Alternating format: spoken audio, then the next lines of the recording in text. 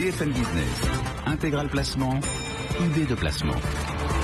Le monde du vin comme thématique de placement, illustré ce matin par Angélique Delinxin. Bonjour Angélique. Bonjour Cédric. Merci de nous avoir rejoints. Vous êtes la directrice générale déléguée d'Ideal Wine. Comment se comporte notre marché du vin des enchères en ce moment? Comment est-ce que vous le percevez chez Ideal Wine? On a ce mois-ci observé une stabilisation, voire une légère baisse sur les vins de Bourgogne. Une fois n'est pas coutume, parce que c'est dans les indices. Donc ça se calme. Ça se calme, oui. Et c'est vrai que traditionnellement, enfin en tout cas depuis un certain nombre de mois, les vins de Bourgogne portaient la hausse de ces indices vins. Donc là, ce mois-ci, ça tranche avec la progression des Bordeaux qui, elle, s'inscrit de plus 0,24% en mai et le Rhône plus 0,53%. Quand on voit une petite inversion de courbe, comme dirait l'autre, on se demande toujours si c'est justement le point haut qui a été touché.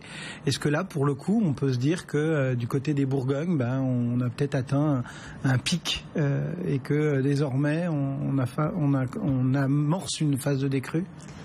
Alors c'est plus une question de situation de marché parce qu'on constate qu'en Europe la demande reste extrêmement dynamique. En revanche, c'est en Asie qu'elle marque le pas, notamment de la part de nos clients professionnels. Donc ça c'est le signe que in fine ils sont pas absolument certains d'avoir les débouchés. Et donc il y a une phase, je dirais, d'attentisme aujourd'hui qui pèse sur un certain nombre de domaines. Alors après la Bourgogne reste protégée par l'effet de rareté sur les vins et vous avez quand même un certain nombre de domaines qui continuent à enregistrer de très très belles performances. Mais au plus haut, la Romanée Conti par exemple, c'est très nettement stabilisé. Ça veut dire qu'il y a des amateurs qui appréciaient la Bourgogne qui aujourd'hui s'en détournent un petit peu? Alors, ce qui est indéniable, c'est que quand on voit certains vins, je pense par exemple au domaine Roumier, dont un Chambol Musinier des Amoureuses 2012 a très récemment atteint 1 200 € aux enchères sur Ideal Wine, donc ce qui représente une hausse de 17% par rapport aux résultats précédents. C'est bien sûr, il se trouvera toujours un amateur fortuné pour aller attraper une bouteille, une caisse, enfin oui, d'accord. Ce vin, mais dans l'esprit plus généralement de tous les amateurs, va commencer à infuser l'idée qu'un Chambol Musinier, ça devient peut-être quelque chose d'inatteignable et donc à terme ça peut questionner effectivement. Ça veut dire qu'il faut regarder peut-être la Bourgogne comme on a regardé, parce que généralement quand on parle de vin cher on pense tout de suite à Bordeaux.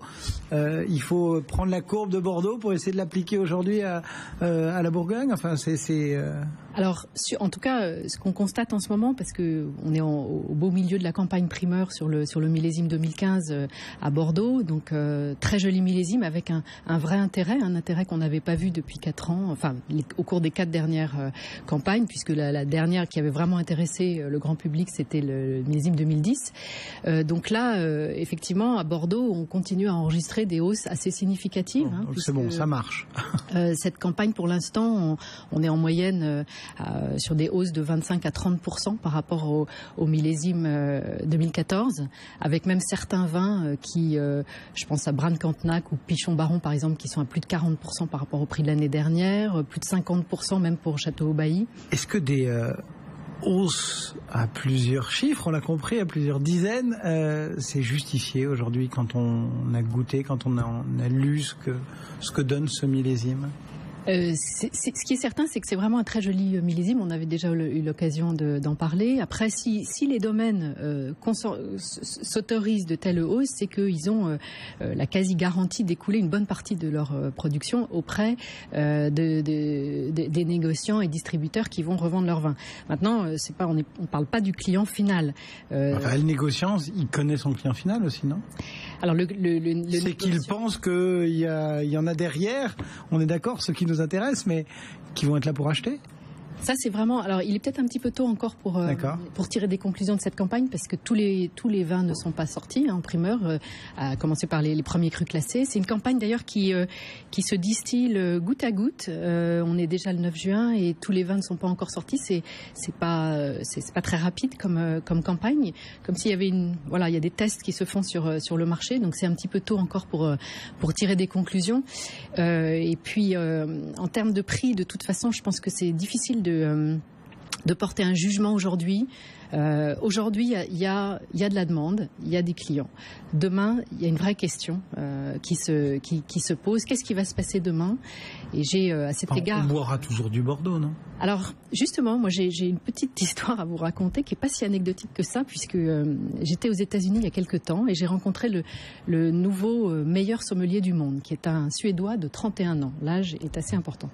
Il officie dans un restaurant, délicieux restaurant italien d'ailleurs, Charlie Bird à New York.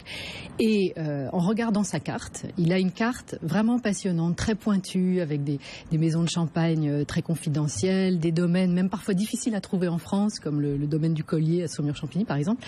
Et à sa carte, je vous donne en mille, combien de références de Bordeaux? 2 références. 2 références de Bordeaux. Comment est-ce possible? Aux États-Unis, à New York. Voilà, alors vous connaissez ma tendresse pour les vins français en général et les vins de Bordeaux en particulier, donc je ne pouvais pas laisser passer ça et je lui ai demandé la raison en fait d'une telle désaffection pour les Bordeaux à sa carte.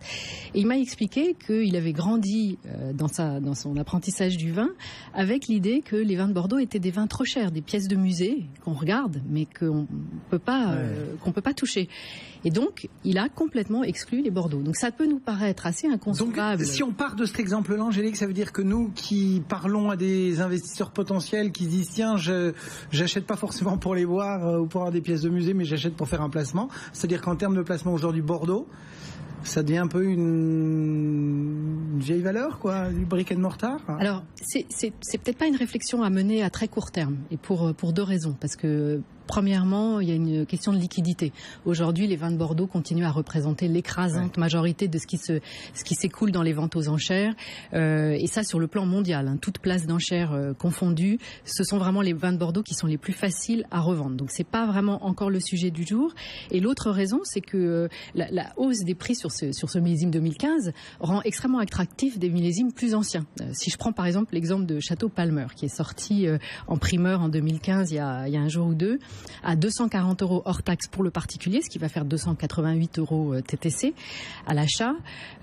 Aujourd'hui, la bouteille, oui. Donc aujourd'hui, pour exactement la moitié de cette somme, vous achetez un Château Palmer 1998, qui est un vin parfaitement prêt à boire. Donc aujourd'hui, le marché se porte plutôt bien sur des millésimes matures de prix beaucoup plus élevés sur le 2015. Mais qu'est-ce qui va se passer à terme, en fait? Cette histoire avec ce sommelier de 31 ans qui donc représente une génération, la génération qui monte, à venir, montre que peut-être, et ça paraît complètement inconcevable quand on est en France et qu'on voit l'importance de Bordeaux dans notre pays, mais il y a peut-être une génération qui va se passer de Bordeaux si ça continue. Alors nous, chez Ideal Wine, on est très conscients que des progrès incroyables ont été faits à tous les niveaux et pas uniquement au niveau des très grands crus classés. Et donc on est en permanence à la recherche de vins d'un niveau de prix beaucoup moins élevé et dans des appellations peut-être moins prestigieuses, mais qui eux-mêmes font des efforts colossaux pour atteindre des niveaux de qualité que Bordeaux n'a jamais atteints. Et là, on pense qu'il y a une alternative. Après, il faut que des gens comme les sommeliers, qui sont des prescripteurs importants, continuent aussi à vendre ces vins. Merci beaucoup pour ce regard, Angélique de Linxin, pour Ideal Wine, régulièrement à vos côtés pour ausculter ce monde du vin en termes de placement. Le CAC 40, lui, toujours sous les 4400 points.